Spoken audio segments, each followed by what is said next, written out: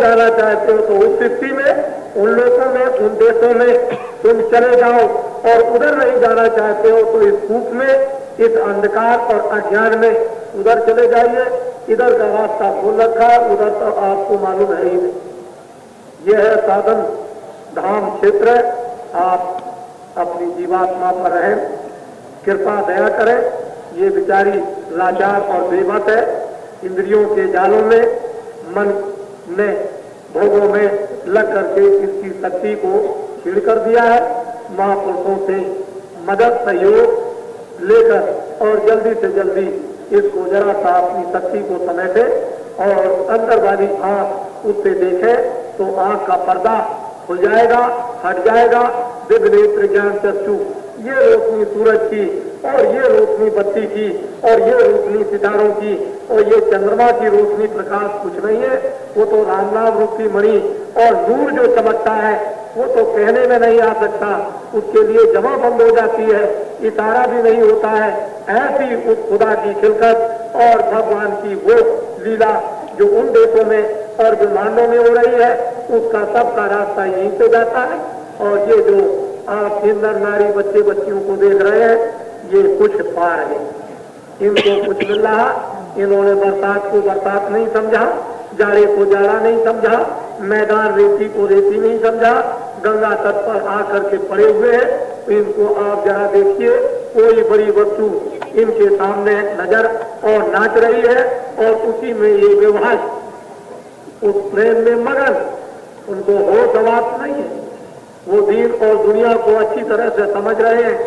इजाजत होती है तो चले जाते हैं, नहीं इजाजत होती है तो पड़े हुए। ये देखने को आप हमने जो कुछ भी आप ये सामने समझ, जो भी छोटे टूटे फूटे शब्दों के रखा था कि इस धरती पर इतना आदमी आएगा जो अभी तक आपके इतिहास में कभी काशी में नहीं आया। जो बातें आपके सामने बताई है वो सब सिद्धांत आपके सामने हो जाएंगी।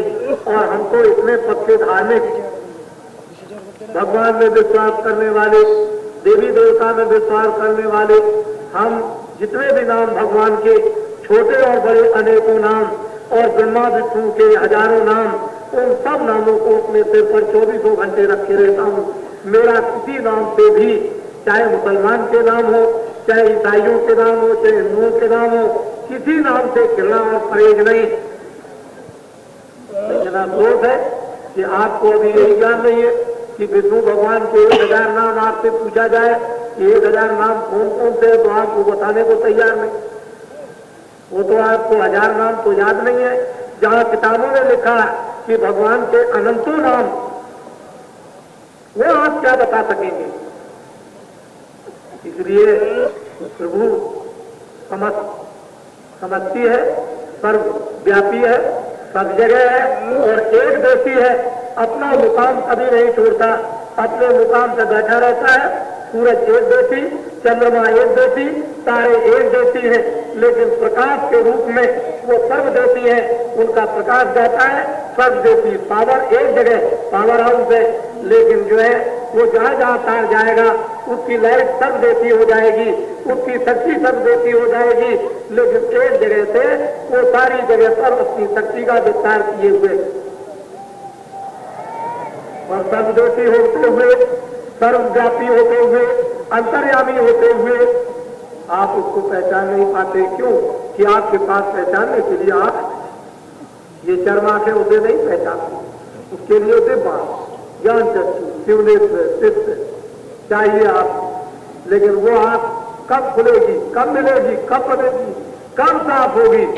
जब आंख साफ जिनकी हो गई हो, अंजन आपकी आंख पर जड़ी बूटी लगा दें और आपके दिल और दिमाग और हृदय को साफ कर दें। जब सफाई हो जाए तो निर्मल जल तो मोह पावे, कोई छल छिद्र कपट नहीं भावे। उसके यहाँ कोई छल, कोई कपट, कोई बनावट, रंग रूप उसको जात पात का, ये कुछ भी पढ़ने लिखने का, अंग्रेजी, हिंदी, उर्दू, संस्कृत, फारसी, उसको कुछ नहीं चाहिए। निर्मल जल जो मोह पावे, उसको यही कहता है दिल का उजड़ा साफ कर आने जाने के लिए और ध्यान गैरों का उठा मेरे बचाने के लिए। एक मन लाखों तमन्ना, उस पर भी भारी हमें, फिर कहाँ है ठिकाना उस खुदा को बैठाने के लिए। तुम्हारे अंदर लाखों और करोड़ों और बेशुमार ख्वाहिशें दुनिया की हो, वहाँ खुदा कभी भी आ सकता है। तुम्हारे उस तख्त पर, दिल और दिमाग पर उसकी सफाई हिंदू मुसलमानों सबको करनी पड़ेगी, बिना मुर्शिद और बिना गुरु बगैर उसके ये काम हो ही नहीं सकता है। उसकी रहनुमाई, उसका रास्ता वही बता सकता है जिसने देखा है, लेकिन हम लोग को जानते हैं। तो बोलो क्या है, इसलिए सबको अच्छा लगा ये सुनने का। हम बड़ी से बड़ी आपको चीजें इन्हीं दिनों में, दोनों समय में, दोपहर को 1:30 बजे, शाम को 7 बजे निश्चित समय से कार्यक्रम प्रारंभ हो जाता है। और मैं सुबह 4 बजे से आपके सामने रहता हूँ बाहर, और शाम को जरा सा पूजा करने के लिए अंदर चला जाता हूँ। तो आपका तो कोई पता रहता नहीं है कि आप किस समय पर आएंगे, लेकिन आते ही एकदम उतावले और बिल्कुल एकदम थोड़ा बहुत तो सब्र किया करो कम से कम, क्योंकि हम तो आपके दिखे में, हम कोई आपसे अलग तो है नहीं। हमने तो आपके लिए देखने के लिए ये सब कुछ विधिवत कार्यक्रम यानी रख छोड़ा है और विधिवत हो रहा है, और देवी देवता प्रसन्न किए जा रहे हैं ताकि वो आपको भी सहयोग दे सके, मदद दे सके, प्रसन्न हो जाए। तो हर तरह से मानव खुशहाली, मानव धर्म ये सब उसके लिए आप भी थोड़ा निमित्त मात्र बनो। अगर और कुछ नहीं है तो दिन में 24 घंटों में एक बार तो सच बोल दिया करो, और कुछ नहीं है तो कोई सच्चाई की चीज मिनट 2 मिनट सुन लिया करो। और कुछ नहीं है, कभी आपने भगवान का नाम नहीं लिया तो 1 मिनट अगर कहीं आप लेने लगे कि भाई कहीं भी खड़े हो जाए, पेड़, आसमान, जमीन, किसी तट पर, और कहें कि भगवान हमको सद्बुद्धि दे दीजिए, तो 1 मिनट के बजाय 2 मिनट आप दे देंगे, फिर 4 मिनट देंगे, 2, 3, 4 दिन के अंदर तो आपका दिमाग ही बदला हुआ दिखाई देगा। तो कुछ ना कुछ तो आप निमित्त मात्र बनो। जरा सा थोड़ा सा भी अगर बनने लगोगे तो सहयोग आपको मिलने लगेगा। अधिष्ट शक्ति सहयोग देने लगेगी, फिर वो दिष्ट शक्ति सहयोग देने लगेगी।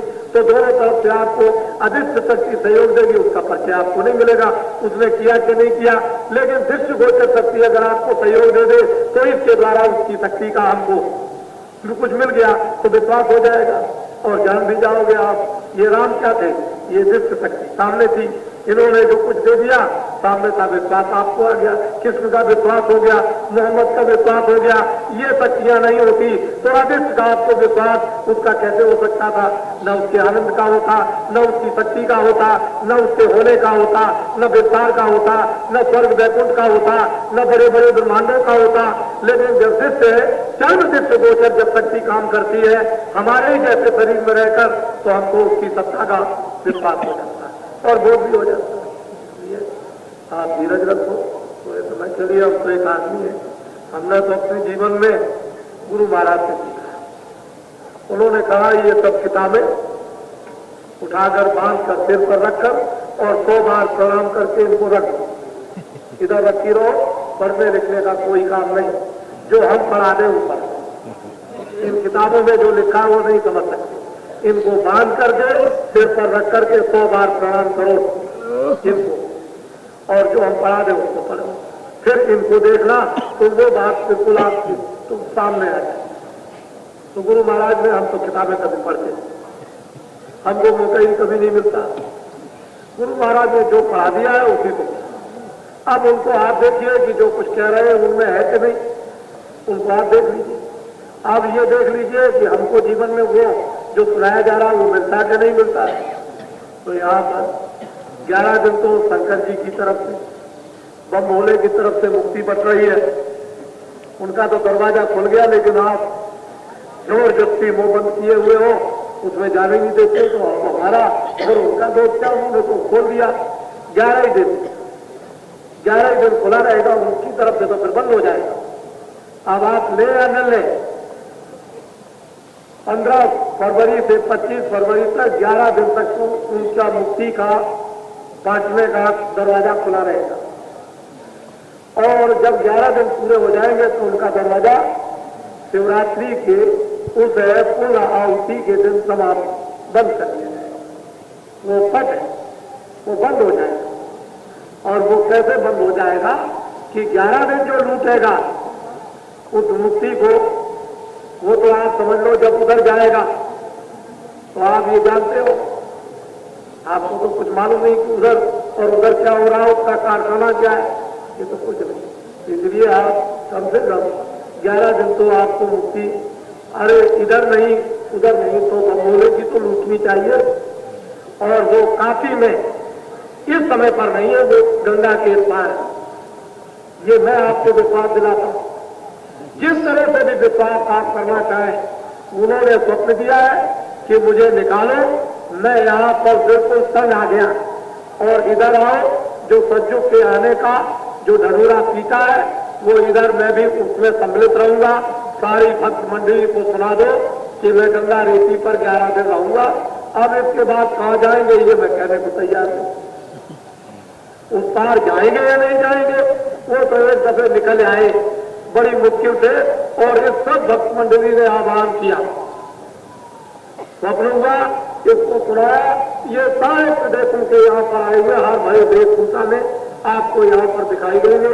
इतना बड़ा जन समुदाय जो आपके सामने उपस्थित है, तो मैं उसके संबंध में यही कि 11 दिन तो लूटिए अच्छी तरह से। ये आपके उधर में रुद्र, उधर में लक्ष्मी,